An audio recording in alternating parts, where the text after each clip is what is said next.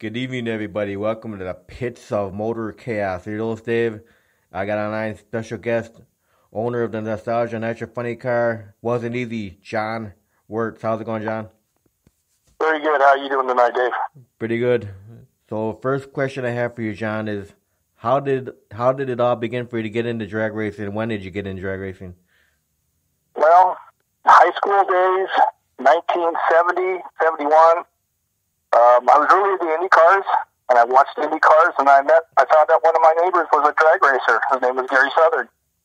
Gary got me started drag racing, started taking me to races, started learning. Then I found out shortly after that my other neighbor was Jerry Varian. Well, I mean, after having two neighbors like that together, it kind of sets the seed and gets you started. So from there, I followed Darian for a lot of years. I mean, he taught me an awful lot and just gave me the will to keep going back drag racing. Piqued my interest, I guess. So, were you always an owner, or you drove cars to drag racing? I tried driving a couple times. It wasn't really my thing. I'm more of a mechanical guy. I wanted to know what was going on inside the engine, and that always had fascinated me. Even as a kid, I wanted to know how things worked. And so being on the outside of the car gave me more time to fiddle with that kind of stuff and learn it and understand it. We worked on a lot of race cars together. We probably worked on every junker there was on the West Coast, funny car-wise. So I learned what not to do real quick. And then through my years with Darian, he kind of refined my skills, showed me how to do things right, how to organize my life, and how to organize my race car program. And I did that for a long time. And then all of a sudden the Arias program came around. Gary Southern was driving it, and I actually was working on the very first Arias Hemi that ever saw a racetrack. So I did that for a bunch of years and kind of progressed through those ranks through my younger years. Okay. And when did you start getting into nitro funny cars? Well, I worked on a lot of cars. I went kind of from year to year. I worked with Darian for a lot of years, kind of refine my skills. Then and Tom Topping was a big part of my career early. And later on, like the 80s, we got together, and we put a couple cars together. We built a funny car for a guy named Leon Kane. We ran that together. But when I was with Tom, he got me all kinds of odd jobs, working with different guys that come into town. And I found myself working with Lee Cowan and Graham Cowan, and a guy named Terry Cap. So I got to spend a couple of years with Terry Cap and Rob Flynn and Bernie Federley, and that kind of got me going. And once I realized that was a cool place to be, I tried to work as many odd jobs on race cars as I could, but I never really got the full-time gig. I never really got to, the professional thing. So I pretty much stayed on the West Coast and just played with cars along here. Through the 80s and 90s, worked on a ton of cars. Again, learning my craft, learning what I can and can't get away with. And then I had some kids, and I kind of backed away for a little while. And I always went to races, and we kept going. And then about 2008, I was at the Winter Nationals and with a few friends. And lo and behold, Jerry Turner's sitting with us, and find out he's got a Nostalgia Funny car. And he's looking for help. And Corey Lee was running it. Chris Crable was driving it. And they needed some help building it, stuff like that. So I went to work with them that year. And 2008, 2009 were pretty spectacular years for us. We pretty much either won a race or were runner-up. We won Boise 2 years in a row. We won Bakersfield. We had a lot of fun. So I did learn a lot about nitro funny cars, and I did learn that I really wanted to do it. 2010, Todd Mafinko called me and was looking for a crew chief, so I attempted to help that out. And we did all right. Kind of puddled along, did our thing, had some fun.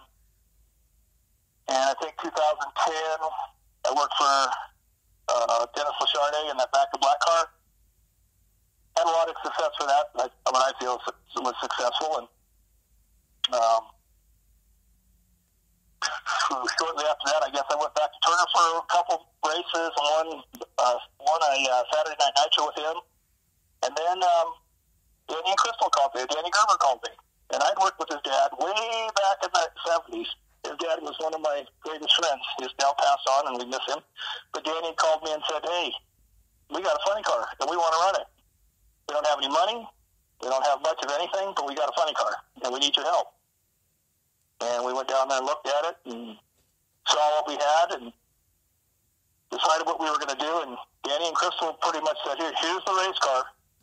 Do what you need to do.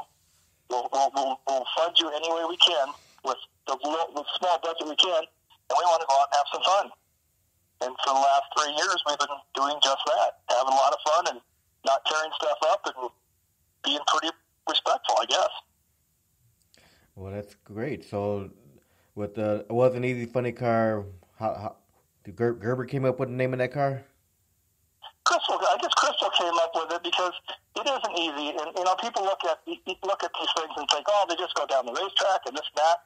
And I guess it was it's a pun on how it really isn't that easy to get these things to do what we wanted to do or get to the point where we got to. There's a lot of work involved to getting these cars out there, to making them do what you want, and getting the results that you want. I mean, we all know that anybody can go out there and pull the mag wires out there and let it go and burn it up and time after time after time and not really learn anything. But they weren't looking for that. They were looking for going out there and experimenting, making the right moves, making the right decisions with the parts that we had, and getting the car to show respectful numbers. And I think we've done that. I mean, we've run 3 years on the same 4-cylinder heads. Never even took the valves out of it. So that's got something to say for itself. But I got to tell you, Danny and Crystal have been really good about that. They pretty much gave me their race car and said, here it is, just run it. Keep Danny safe, which is my number one goal, and let's go have some fun. And they have been absolutely having a blast. So what's the quickest time Danny's had with that car? I'm pretty sure we went like 582 at 246, 244, 240 something, 245, I think. But we went to Pomona a couple years ago, just did an exhibition run, and Danny was supposed to run it to like 1,000 feet, and shut it off right at 1,000 feet, ran 588, 205 at Pomona, so that was a big highlight. So we know the car's got plenty of potential. Right. We've made a lot of 1,000-foot runs because we were trying to experiment a lot, and we figured if we could get it to run 1,000 feet safely every time, then we'd be okay. So Danny being the wiser and having a lot of trust between us, Danny would shut it off a couple times pretty early and see what the numbers were and see how clean the motor was. I mean, we learned a lot by doing that. Right. So I think that I think we were pretty successful at what we tried to do. We are in the process right now of putting the car back together for late this year, then maybe a run next year. See how many races we go to next year. But they bought a sensor company. They bought American Sensor, which is now called Hot Probes. Hot Probes is our major sponsor now, which they own.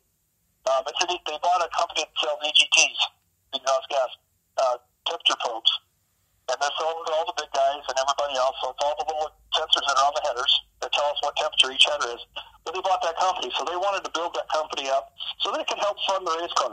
And that's what they've been doing for the last 6 or 7 months. And they've been doing a very good job. And by the end of the year, we ought to be able to put a few dollars in the funny car and go out and race it. So the plan is to race this car this year or next year? Pardon me, I missed that.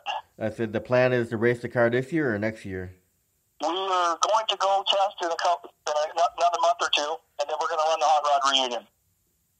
And just to see, we'll get our baseline back, get a feel of everything, and then we'll bring the car back home, do some upgrading over the winter, and then hopefully next year we can go out there and stand on it. Danny has done a very good job with this car. This car accelerates very fast early, so Danny's done a very good job of learning it. We just haven't finished the racetrack off.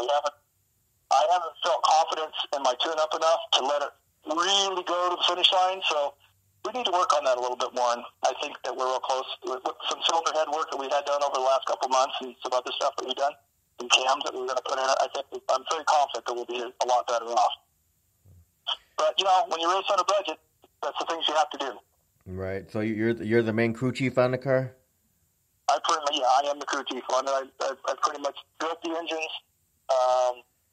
Like I said before, Crystal gives me the key and says, just go out there and have fun with it. And Danny drives it, and we go out there and have a blast.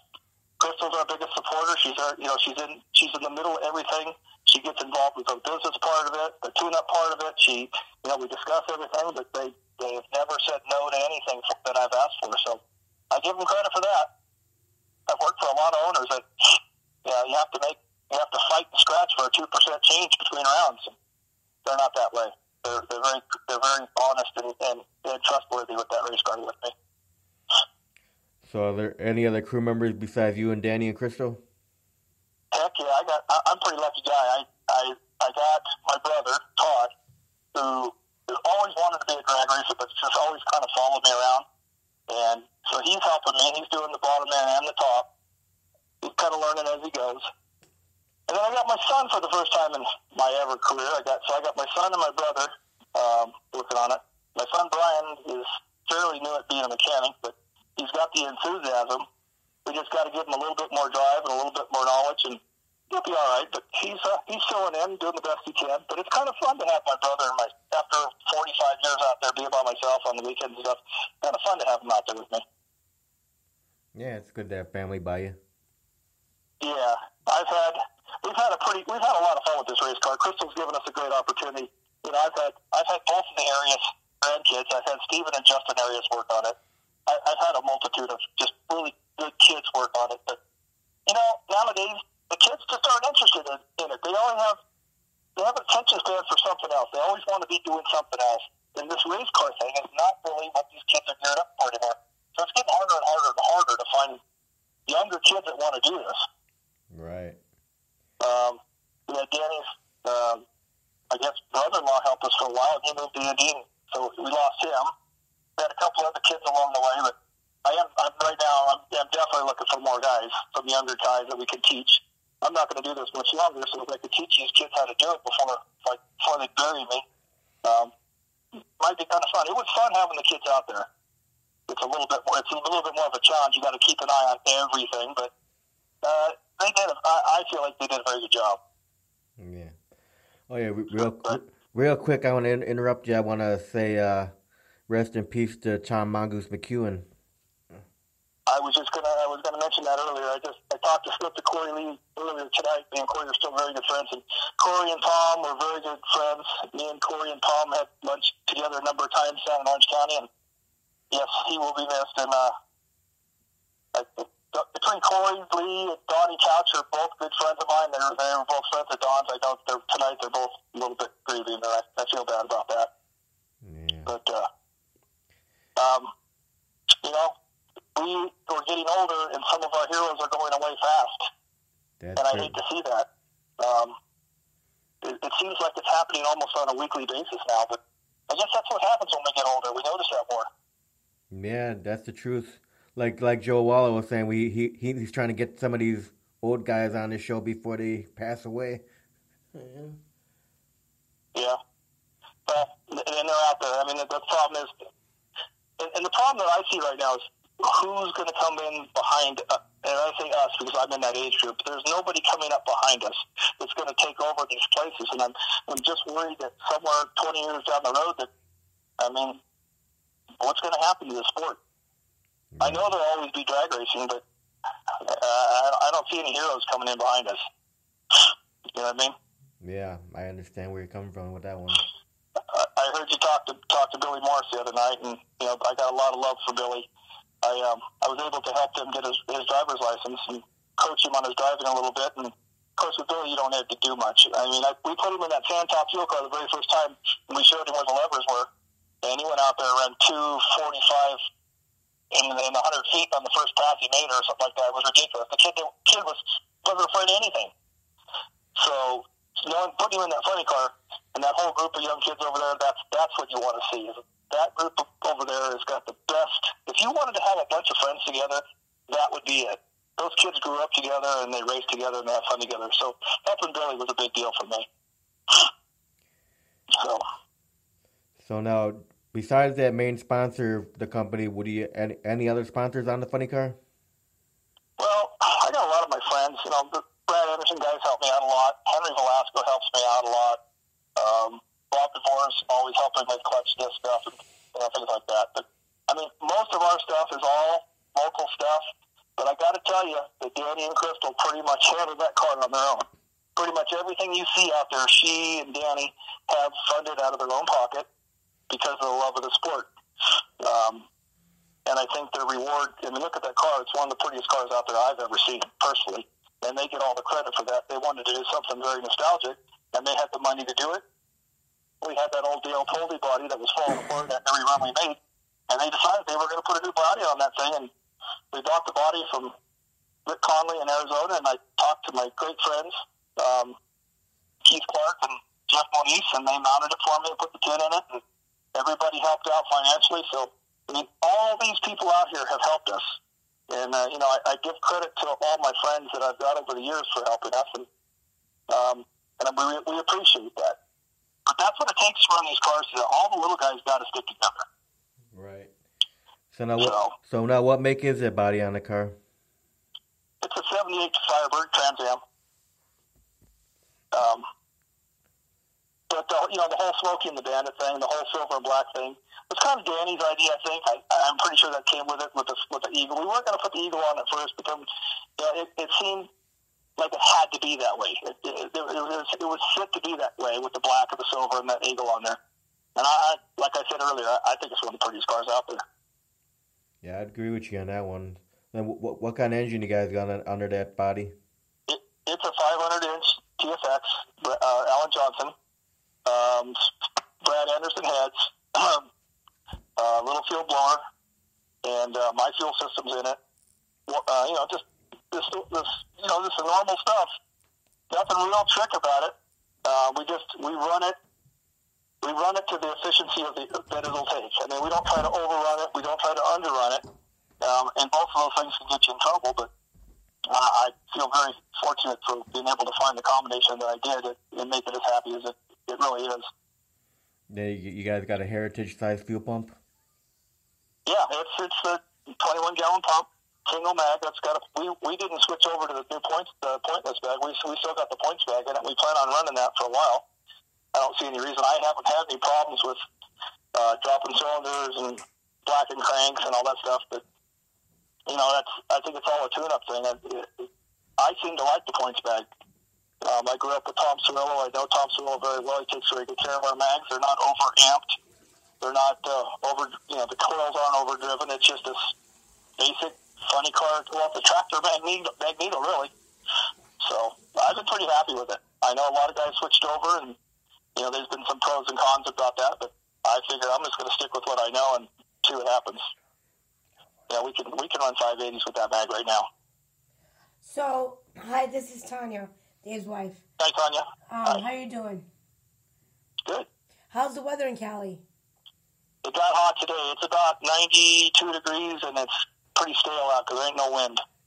Fucking lucky as hell. It's like in the 60s over here. What the fuck? Yeah, it's like fall. That's what they said. You guys got the shitty end of the stick, but I said at least it's not humid and mosquitoes taking over. Well, I want to go in my tank tops. It's not letting me. So, are you all excited for the races coming up soon?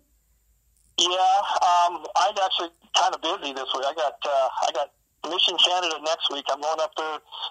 Me and Brooks Brown. Brooks Brown's Tom Topping's son, and he has an A-Fuel car. I worked with him a bunch of times. We sold it to a guy in Calgary, and I guess now the guy wants to run it, so we're flying to Mission Canada Wednesday, and we're going to run it up there. And then I got the opportunity to go help Jeff Moniz and Keith Clark on that quarter-pounder funny car. We're going to go to Spokane and Seattle with them. My brother's been working with them, and they asked me if I wanted to come along and give them a hand, so I said, sure. That's like a 4th of July vacation, so I'm going to head up there with those guys and help them out and see if we can make that thing a little cleaner off the starting line. So I take it you don't like driving, but you like to have drivers. I'm like I said before, I'm a tinker. I like to be outside. And leave that driving that hot fire suit to those guys that want to be heroes. Okay. I used to tell Chris Crable, when you're down there sweating and heat and the heat and smoke and dirt all over you, we're coming down the return road with the air conditioning and the stereo on, and I'm okay with that. Okay, go. Enjoy, Dave. I'm gonna go back to watching the summit. All right. Yeah, she's watching the summit with Trump meeting up with Kim. Yeah, that's going to be some history there. Oh yeah, definitely. We might be top fuel racing in China here someday. Yeah. Do it for you. Yeah. So, anyway, we've been having a lot of fun. So what are some of your favorite tracks to bring the car on? What are my favorite what? What are some of your favorite tracks to run the car on? Well, we all definitely like Bakersfield. Bakersfield's a stellar track. A lot of people don't like the area. I love it. I mean, Bakersfield's my favorite. Mission Canada's probably my second favorite. And, well, Spokane's my new favorite because we won there last year, and that was my very first race ever if we won. So Spokane's a favorite. But, Cordova, Illinois was fun. We did get back there. But I think that the north and south racetracks out here are pretty much my favorite. Mission is absolutely one of the prettiest racetracks I've ever been to. I mean, out on this coast. And so, I've been to a lot of them, but I like to stay out here now. Yeah, it seems like this year out there in California, like Bobby Cottrell's like the hot one right now, huh? Bobby's amazing. I mean, he's always been a very good driver. He's always been a very conscientious driver. He's always been one of the hardest working guys in the pits. And I know when he had a 7.0 Pro car, if he wasn't driving and working on his car, he was working on somebody else's car. So everything that he's done, he deserves. And that Bucky car, I mean, that guy, like I was saying in 2009 and 10, when we were racing, either he won or we won all those races in that 2 years. And Bucky's just a hard deal. He runs his car hard. He's smart. He learned a lot from Kruger too. And I mean, that is just a very run program, and he's got a lot of money to put into it. Right. But I give Bobby all the credit in the world for stepping into that monster. I mean, it takes a pretty stout person to decide that I'm going to jump in a 550 car after being in a 7.0 car. So everybody on the West Coast, everybody that knew Bobby knew that he was going to do very well. Right. They won what? I'm proud of it. I'm proud of him. I consider him a friend, and I've watched him grow up, and I just every time I see him, I just shake my head and think, there's the luckiest son of a bitch in the pits right there. Yeah. They've won what? They won 3 events so far this year? Shit, I think they've just won them all. I mean, I know that Ryan Hodson hasn't been around very much lately, but yeah, I think they're the class of the act of the class act of the deal. I don't know how you pronounce it, but he's pretty much got us covered. Other than any mistakes that they might make, I know that we kind of got lucky at Spokane last year. They couldn't get down the racetrack, but it wasn't a 550 track. It wasn't a 580 track. So we told Danny and Chris, we just said we're just going to try to get up and down this racetrack, and we did, and we ended up winning it. But like I said, we weren't the best car out there, but we were the last car out there. Right. So. Yeah. No, Bobby's done well. I give him all the credit. He deserves a lot of credit. That is a monster to jump into. Yeah, that's a nice thing about California. You guys got so many nitro funny cars out there. Over here, like the track we got by closest to us is Great Lakes Dragway in Wisconsin, but we only see Doc Holliday's Telstar and Boz Young's Down on the Thunder, the only 2 funny cars we see over there. Yeah, Doc's a good friend of mine. I see him all the time. I was thinking about that the other day. Just in my area, there's like 7 funny cars, 7 nostalgia funny cars, just in my little area. And you got the Worshams, and they're down the street. And I mean, it's just like a plethora of funny cars around this Orange County, Ontario area that I live in. There's a bunch. We can have our own match race just in this little city right here. Yeah. So it's fun. I mean, we get to see each other a lot. And, when the museum's down here, so we meet at the museum a lot for different functions. I'm sure we'll be meeting for the McEwen thing here shortly. But it's fun. It reminds me back from when I was back in the Irwindale days. There were so many people around this area. I mean, the Sherm Guns and, all those guys. I mean, it was like you could go any city and find a couple funny car guys. And it's kind of like that now. So I love racing out here in the West Coast. So when you first got into drag racing, who was inspiration to you? Well, there's been a lot of inspiration things, but today every time I think I go to the starting line, there's one person that comes to my mind, and that's Roger Garden. Roger Garden was a friend of mine from Orange County Raceway. I think about he was a great friend. I miss him to this day. But Roger was a good friend of mine. Terry Cap is one of my heroes, and Paul Romine. I love this guy. I mean, Paul Romine's been a friend of mine for a long time, and I love these guys. But I got to tell you, the people. I mean, if it wasn't for Jerry Darian, I wouldn't have half the skills that I have today. Jerry did more for me than probably most people out there. Jerry Darian and Dale Smart were the two that really honed my skills. But Gary Southern really got me started in drag racing. So I got a long list of people that I really look up to and heroes. I just like drag racing, I guess. I don't know. Yeah, it's nice that Don Cooper's got the war horse still going. Yeah, Don and all those guys over there. I still see them all over there, Conrad. I mean, I love when they bring the car out. I heard that Don was going to go up and get his license again in it, and it makes me feel good to know that the car is going to stay running, and Don's trying to do what he can with it. I just hope they can find some funding and keep it running as long as they can. But I got to tell you that Roger's in my heart all the time, and I know a bunch of my other friends feel the same way. Yeah. I mean, I've lost. We've all lost drag racers. We've lost friends. We've lost. But I was there that night, and it still bothers me, and I still miss him. I don't care how many races I go to. I'll probably think of Roger the rest of my life. I don't know what the connection was. I used to go there. We had this little game that we played. And, he'd always ask me clutch questions. He always asked me about the clutch. So I pretty much knew what was going on in his clutch, which was exactly the same thing that was going on in our clutch. It was nothing different. And I'd go walk into his shop, and he'd throw a white towel over his clutch. Or he'd come walk into his pitch, he'd throw a white towel over his clutch. Or, it just went on for a couple of years, and it was just such a joke. It was fun. The two older guys acting like kids over a stupid white towel. Yeah. And I'll never forget that. So now, since you got started working on funny cars, do you ever get any advice from other funny car crews out there? Do I get what from other crews? Did you get advice from other funny car crews? No, I don't get too much advice anymore. These things, everybody kind of holds to their own, keeps their own things. And the truth of the matter is there's not a whole lot of difference between all these cars. They all got the same fuel pumps. They all got the same magnetos. And, I believe that a lot of this funny car racing is in the bell housing. If we all got the same fuel pumps, we all got the same magnetos, you change compression ratios a little bit. But if you don't get the traction, you don't get the power to the ground, it's all in the bell housing. And I think some of the better guys have figured out how to make the bell housing work better than others. And that's the direction we're going to head on from now on.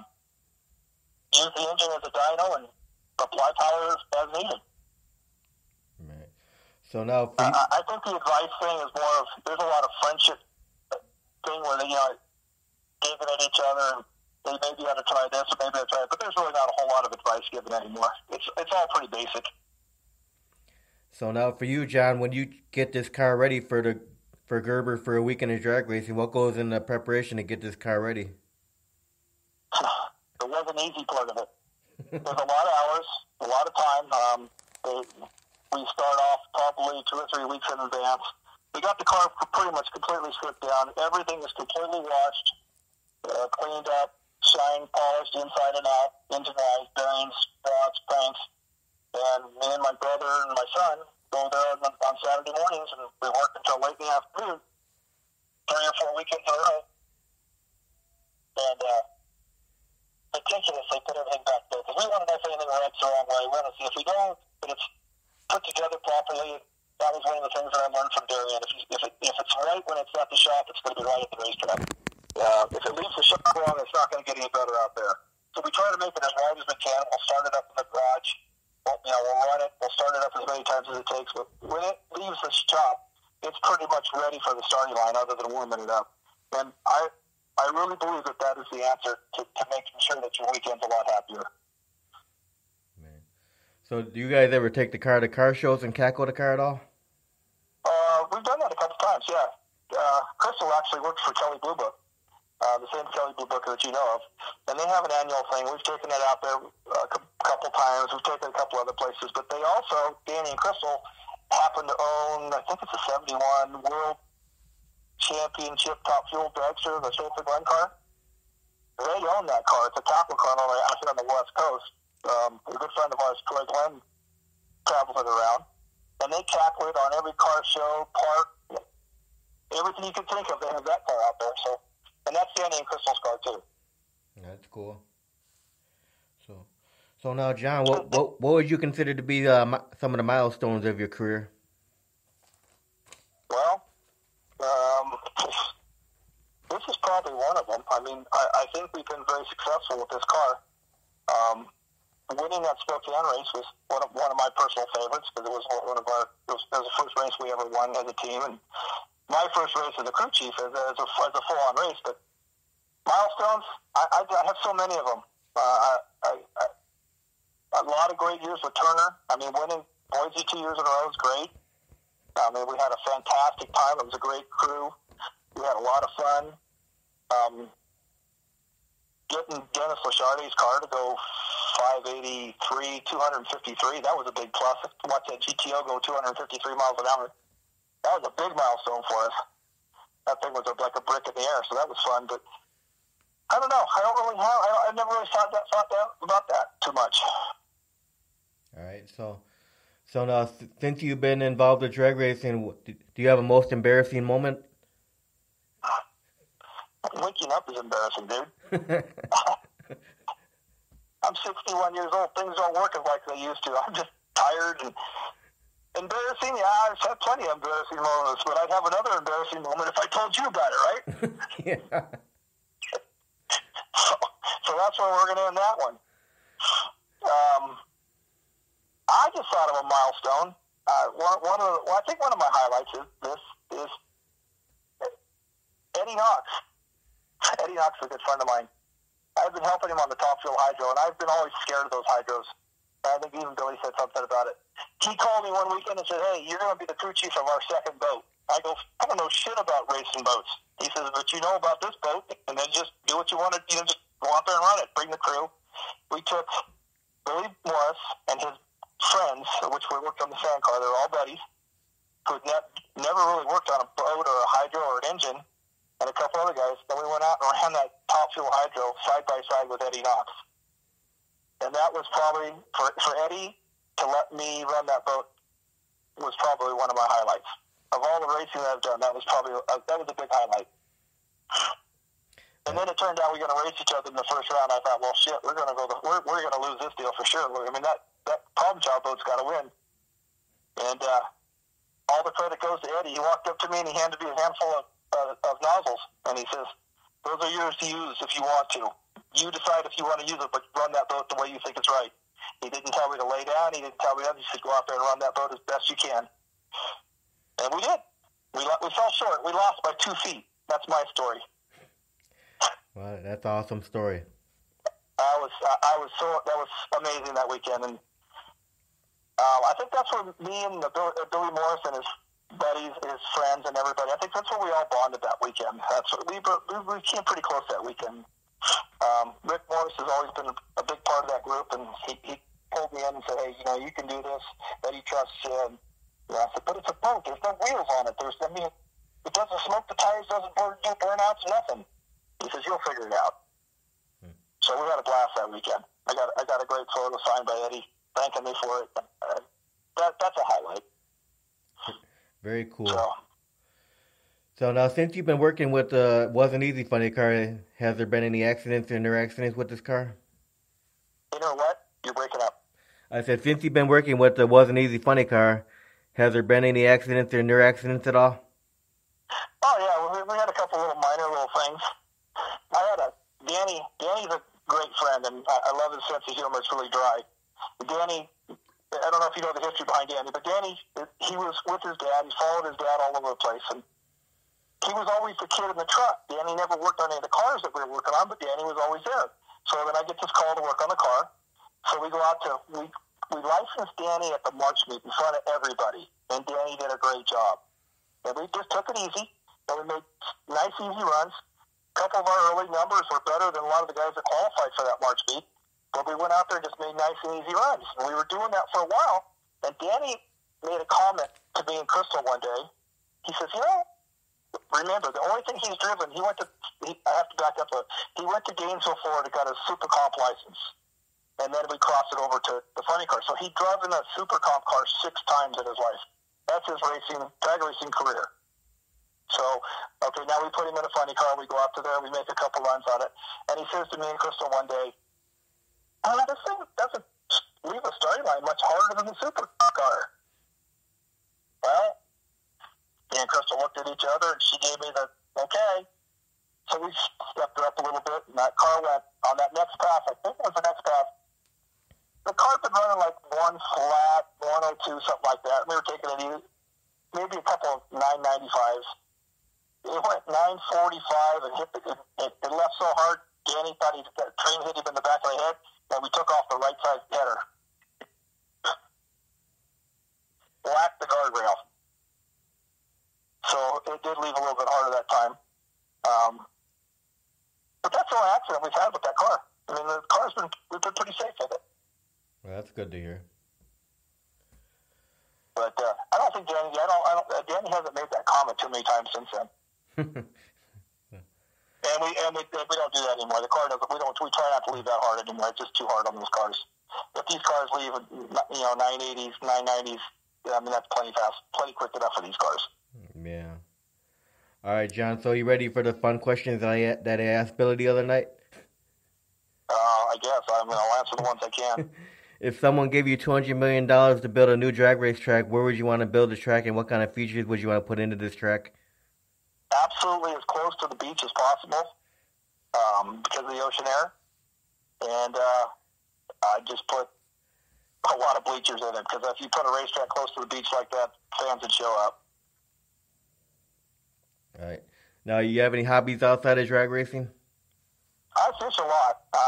I just was up to High Sierras last weekend doing some fly fishing. Love to get away from just everything and just go up there and do some fly fishing by myself.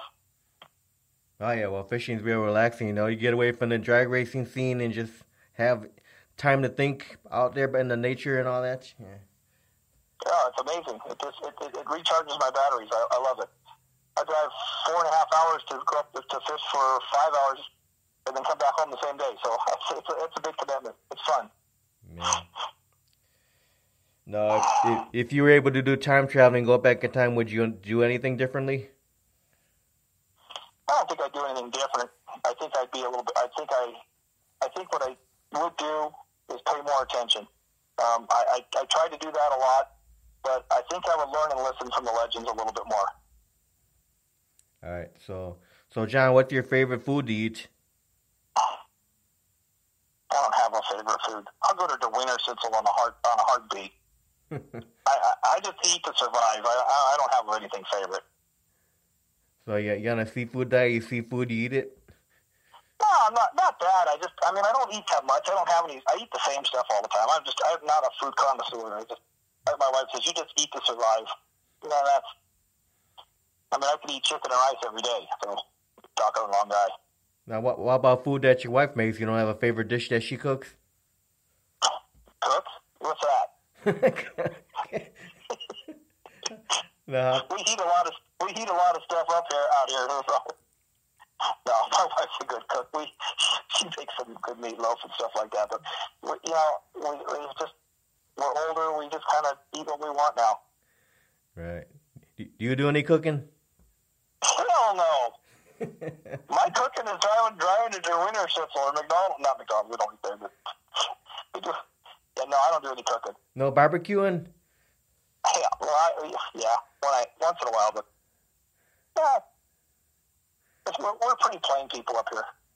All right. So, you have a favorite beverage? Coors Light, iced tea. The normal West Coast stuff. I don't drink a lot, but iced tea a lot. Now, do you have a favorite movie of all time? Well, some of the adventures. I actually worked on Top Gun. Blue Thunder. I do a lot of RC helicopter stuff, and We flew a lot of models in that movie, so that was kind of one of my favorites.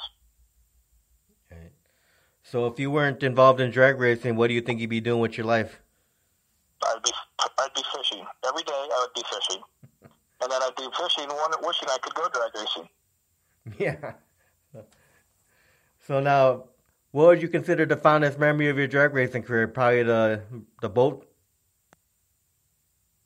Again, I couldn't hear you very good. I said, what would you consider the fondest memory of your drag racing career? I said, probably the boat racing. No, I mean, the boat racing was a highlight. I have so many fondest memories. I mean, working with Terry Cap, Bernie Federleaf, Rob Flynn, Will Mine, all the guys on the West Coast. I mean, I've worked for some really nice guys. Graham Callan, get an opportunity to work for him when he was out here. I have so many of them that they all blend in. But I think, if anything, it's just the good people we've met over the years. I really feel I'm very fortunate. I have a lot of really good friends in drag racing, and I feel good about that.